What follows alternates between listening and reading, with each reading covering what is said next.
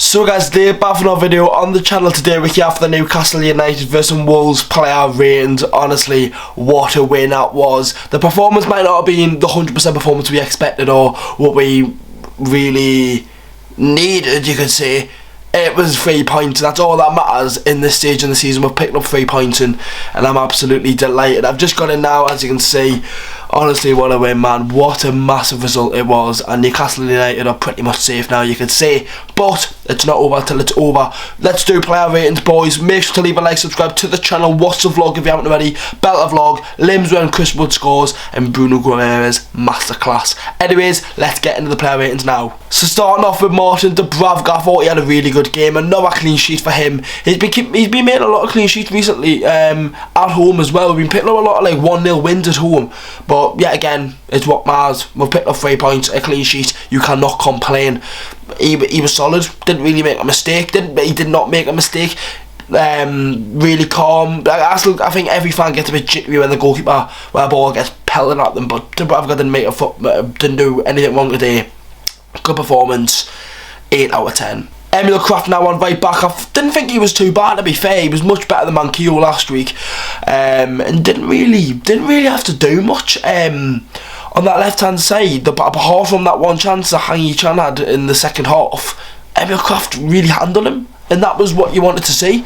And he didn't really do much and cause Kraft a problem. He was getting up the pitch. Kraft, he was defensively sound, and he had a really good game. So fair play to him. I'm going to give him an 8 out of 10. Centre backs now we'll do. Fabi Shaw, he had that free kick just before the end of the first half. Thought it was an unlucky chance. Could have went anywhere, but he scuffed the free kick. He was getting up the pitch. He was trying to get up the pitch, but he didn't really do much. It was just good. The defence didn't really have to do much apart from keep it calm and just work the ball, and that's exactly what he done. So fair play to him. He's done really well. Fabi Shaw. We're going to go straight slapping out these ratings. I don't want to keep giving everyone 8, but from that performance, Fabi Shaw, 8 out of 10. Dan Burn now, I thought Dan Burn, man, he's been, let's be honest, he's not been the best in recent weeks. He wasn't the best against Everton, he wasn't the best against Chelsea, and he wasn't the best against Spurs. And to bring back a performance like that, it was good to see. Dan Burn did not put a foot wrong today. He was absolutely immense from the first minute to the last. Really good performance by him today. Solid, class, brilliant. 9 out of 10 for big Dan Burn. Matt Target now, another player who literally did not put a foot wrong. He grafted his arse off, and Villa letting him go, I think it's a big mistake. I know they're saying Digney and whatnot, but if we can get him on a permanent, even as a backup left back, and we sign someone better than him, I'll take Matt Target next season as our first choice left back. If the owners want to do that or not, he's my left back. Sorry, Matt Target was class today and really grafted. Also, if he's on the programme, so as you can see, he's on the programme. You'll love to see it. Good performance. Matt Target, I'm going to give him a 9 out of 10 as well. I've just realised, boys, the chain's out, and I'm going to have the chain out for one man. The next player, Bruno. Oh my god, this bloke, this man was absolutely sensational. Right, he's too good for her. He is too good for her. It's ridiculous how good he is. The way he just glides with that ball, it's ridiculous. And for him to do that to that kid was absolutely. If that was me as a man, I would have fucking loved it.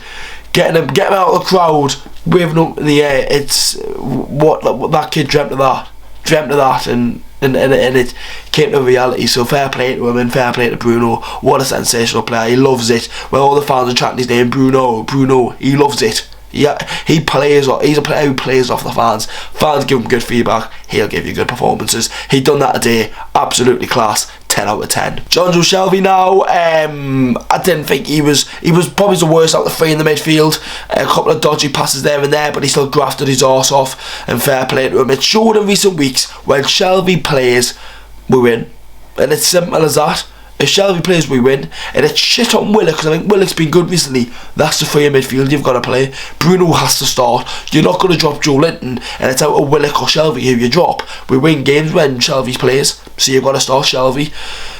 That's just how it is at the minute. It's a bit harsh on Willock, but what can you do? I thought he was okay today, Shelvey. Really good performance. 8 out of 10. Joe Linton now, a couple of nice touches, a couple of nice passes and whatnot, but he, overall, yet again, sound as a pound.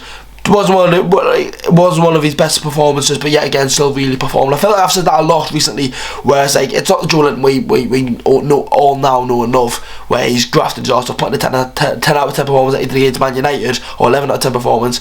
It was a good performance, and if he keeps that level now for the rest of his career, he's a fucking Newcastle cult hero. If he stays like that, with that level for the rest of the season or rest of the next season, spot on. Have Joe Linton in my midfield for the rest of fucking Newcastle.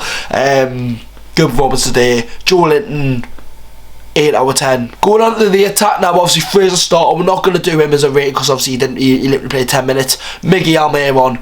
Miggy, he's had a lot of criticism recently, and is it deserved? I think performance haven't really been there, but Miggy's the type of player that needs games to show his quality, and I think today it was probably his best game this season. There was a couple of mistakes, yes there were, but he did really perform. And one thing about Miggy, and you know that you're always going to get 125% every single game. He grafts his arse off so much, and it's brilliant to see. It's brilliant to see a player like that graft his arse off. He might not score every week, he might not assist every week, he might not get a goal the whole season maybe for Miggy, right?